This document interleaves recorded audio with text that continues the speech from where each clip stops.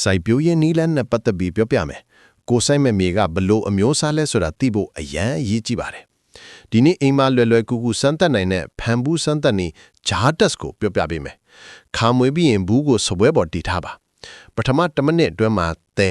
အမုံအကျန်းနဲ့အောက်ခြေကိုအရင်ကျပါမယ်။နောက်2နာရီနဲ့4နာရီအတွင်းမှာနုံ silt အမုံအလက်တွေကျပါမယ်။ပြီးရင်24နာရီကြာမှာ shot clay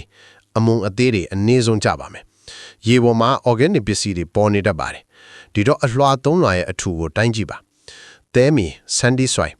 ရေစီးတက်ပြီးလေဝင်လေထွက်ကောင်းပေမဲ့အာဟာရဓာတ်နည်းပါတယ်။မြေပဲဂျုံအာလူဆရာတင်တော်ပါတယ်။မြေဆွေးများများထည့်ပေးရပါမယ်။နုံးမြေ silty soil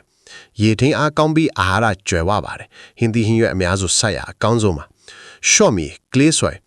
ရေထင်းအားအလွန်ကောင်းပေမဲ့ရေဝက်တက်ပြီးအမြင့်ပုတ်တက်ပါတယ်။တရွယ်ဆွေးကောက်ရိုးတွေထည့်ပြီးမြေဖြေလျှော့ပေးရပါမယ်။စမ်းပြမြေကတော့မြေနုနဲ့လုံးပါ။သဲ40ရာခိုင်နှုန်း၊နုံ40ရာခိုင်နှုန်း၊ရှွန့်20ရာခိုင်နှုန်းရောနေတဲ့မြေမျိုးပါ။ကို့မြေကဘလို့မျိုးစားလဲဆိုတာသိပြီဆိုရင်လိုအပ်တဲ့ပြုပြင်မှုတွေလုပ်နိုင်ပါပြီ။မြေကောင်းမှသိနိုင်ကောင်းပါတယ်။နေ့စဉ်9မိနစ်စာဒီလိုစိုက်ပျိုးရေးနည်းလမ်းတွေကိုလေ့လာပြီးစိုက်ပျိုးရေးပညာရှင်ဖြစ်ဖို့ follow လုပ်ထားပါ